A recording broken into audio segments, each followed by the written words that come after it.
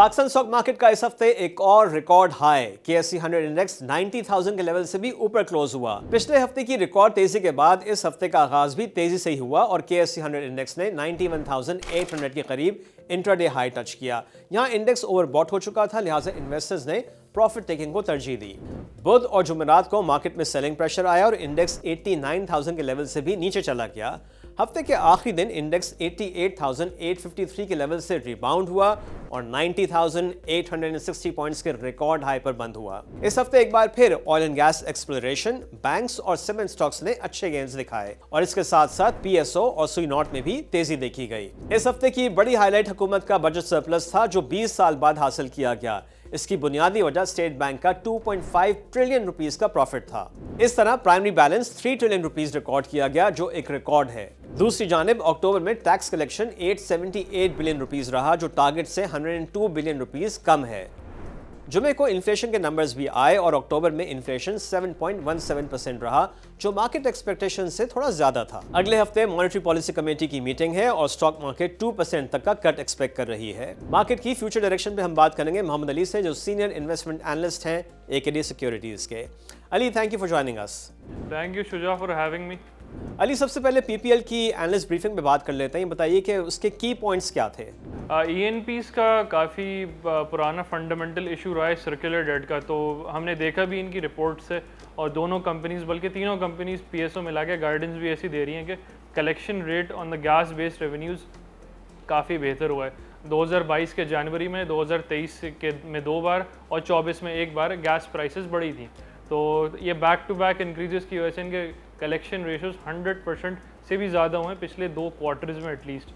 PSO के तीनों quarter consecutive हुए हैं। तो PPL ने भी ये बात कंफर्म की और तो इसका मतलब ये होगा कि इनके कैश फ्लोज काफ़ी ओपन अप हो रहे हैं। तो लोग एक्सपेक्ट करते हैं तो प्रोजेक्ट्स नहीं करेंगे, कैपिटल एक्सपेंडिचर करेंगे या पे आउट्स करेंगे। अच्छा अली, जो PPL का जॉइंट वेंचर है अबू धाबी में, उस पर कोई अपडेट? PPL ने कहा कि 3 कंपनी का कंसोर्शियम है, ये मारी, PPL, OGDC, ये एडनॉक अबू धाबी के ऑफशोर ब्लॉक 5 में है और इन्होंने बोला कि 2 अप्रेजल वेल्स ड्रिल हो चुकी हैं, कंप्लीटेड ड्रिलिंग, उसकी टेस्टिंग जारी है।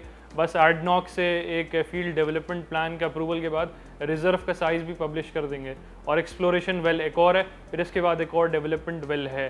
तो वहाँ की एवरेज रिजर्व साइज़ देखना ये कि कैसी होती है, लेकिन ये पहला मोमेंट होगा तीनों कंपनीज़ के लिए जो ऑफशोर में सक्सेस इन्होंने लिया है। तो अली, इस हवाले से कोई टाइमलाइन मैनेजमेंट ने दी आपको? इन कंपनीज ने क्वार्टरली रिपोर्ट्स में भी जो सबकी आई हैं 31 अक्टूबर में का सब ने यही बताया कि दिसंबर में एडनॉक से प्रोबेबली अप्रूवल आ जाएगा और वहाँ पे डेटा रिलीज़ हो जाएगा। सिमिलरली रेकोडिक का भी दिसंबर 2024 में मतलब अगले ही महीने में फीजिबिलिटी स्टडी है, उसकी भी फीजिबिलिटी स्टडी आ जाएगी। अच्छा अली, 20 साल बाद हुकूमत ने बजट सरप्लस पोस्ट किया है, ये कैसे हासिल किया गया?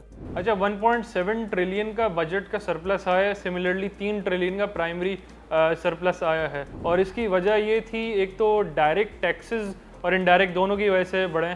इनडायरेक्ट से SBP का प्रॉफिट सिग्निफिकेंट आया था, हमने सबने देखा था 3.5 ट्रिलियन आया था if I am not wrong. तो 2.5 ट्रिलियन SBP ने रेमिट कर दिया मिनिस्ट्री ऑफ फाइनेंस को। तो वो indirect tax, indirect revenue collection वहाँ से बढ़ी है और डायरेक्ट टैक्सेस हमने देखा इनकम टैक्सेस और सेल्स टैक्स दोनों एंड से सिग्निफिकेंट इंक्रीज हुआ था। अच्छा अली, जो इन्फ्लेशन का नंबर आया 7.2% का, वो मार्केट एक्सपेक्टेशन से थोड़ा सा ज़्यादा है, तो कौन से आइटम्स की वजह से इन्फ्लेशन में ये वेरिएंस हमको नज़र आई?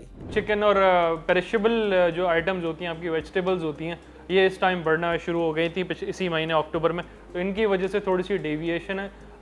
लेकिन दूसरी साइड पे पेट्रोल भी कम हो रहा था, उसने थोड़ा इम्पैक्ट के लिए हेल्प किया। लेकिन पंजाब में जो इलेक्ट्रिसिटी की सब्सिडी थी वो अक्टूबर में ही ख़त्म हो चुकी थी, तो वहाँ से सिग्निफिकेंट मंथली इम्पैक्ट आया, नहीं तो ये नंबर 6% से भी नीचे रह रहा था। अच्छा अली, आप मार्केट की फ्यूचर डायरेक्शन के बारे में क्या कहेंगे?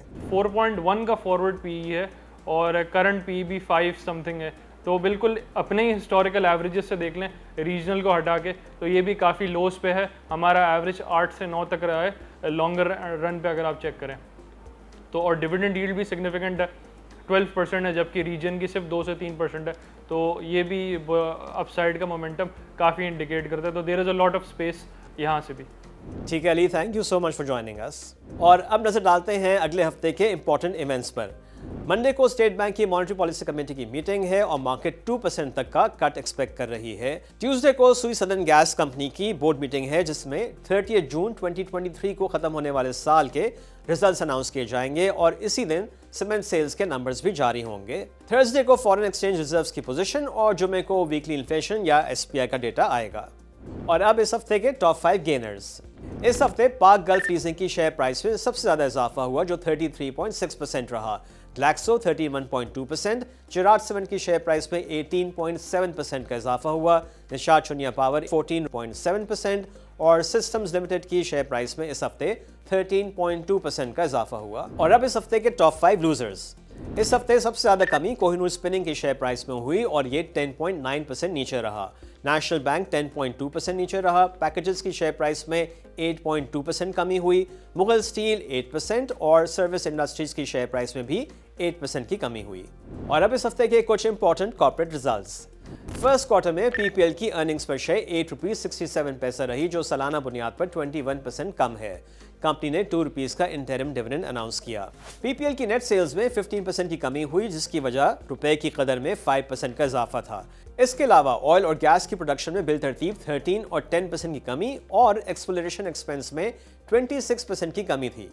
एयरलिंक की फर्स्ट क्वार्टर की अर्निंग्स पर शेयर ₹2.13 रही जो क्वार्टरली बेसिस पर 46% कम है। कंपनी की सेल्स में क्वार्टरली बेसिस पर 40% की कमी हुई जिसकी बुनियादी वजह बजट से पहले प्री बाइंग हो सकती है क्योंकि खदशा था कि मोबाइल फोन्स पर जीएसटी बढ़ाया जा सकता है। ग्रॉस मार्जिन 6.4% से बढ़कर 9.8% हो गए। कंपनी का इफेक्टिव टैक्स रेट 31.4% रहा जो पिछले साल के फर्स्ट क्वार्टर में 7.2% था। फौजी फर्टिलाइजर कंपनी की थर्ड क्वार्टर अनकंसोलिडेटेड अर्निंग्स पर शेयर ₹12.95 रही जो सालाना बुनियाद पर 80% ज्यादा है। इस तरह 9 मंथ्स की अर्निंग्स पर शेयर ₹33.45 बनती है जो 91.6% ज्यादा है। कंपनी ने कोई डिविडेंड अनाउंस नहीं किया। क्वार्टरली बेसिस पर फौजी फर्टिलाइजर कंपनी की सेल्स में 12% की कमी हुई।